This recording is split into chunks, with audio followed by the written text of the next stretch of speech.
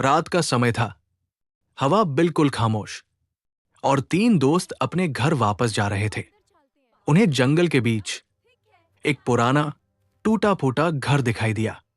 किसी ने कभी उस घर के पास भी नहीं गया था, लेकिन आज रात उन्होंने सोचा, एक बार अंदर देखते हैं। घर के अंदर मिट्टी उड़ी हुई थी, पर एक बात अजीब थी। फुटप्रिंट्स बिल्कुल नए थे, जैसे कोई अभी अभी इधर से गुजरा हो। और फुटप्रिंट्स सीधे उनके सामने वाले कमरे तक जा रहे थे। उन्होंने टॉर्च जलाई और दीवार पर कुछ लिखा हुआ दिखा। लाल रंग से बहुत पुरानी लिखाई लग रही थी। उसमें लिखा था, तुम वापस नहीं जा सकते। सबके हाथ कांपने लगे। सीन 4, पहली आवाज। तभी उन्हें ऊपर से किसी के भागने की आवाज आई। धड़ धड़ धड़, जैसे कोई जमीन पर जोर जोर से कदम मारकर दौड़ रहा हो। पर जब उन्होंने टॉर्च ऊपर डाली, वहां कोई नहीं था। एक कमरे से हल्का सा नूर आ रहा था।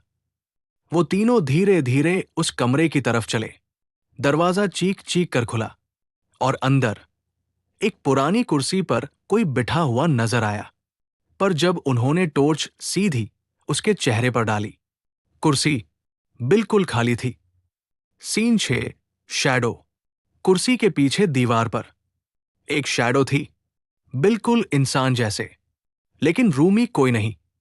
शैडो अपने आप हिल रही थी, जैसे उन्हें देखकर मुस्कुरा रही हो। डर के मारे तीनों भागने लगे, पर घर जैसे बढ़ता ही जा रहा था। दरवाजा मिल ही नहीं रहा था। हॉलवे खत्म ही नहीं हो रहा था, जैसे घर उन्हें निगलने की कोशिश कर रहा हो। Scene 8, last message. सुबह होने पार विलेजर्स वहां आए। घर बिल्कुल खामोश था।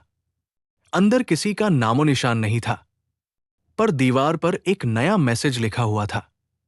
एक और ग्रुप का इंतजार, कहता है। उस रात के बाद वो तीनों दोस्त कभी नजर नहीं आए। कोई नहीं जानता कि उनके साथ क्या हुआ।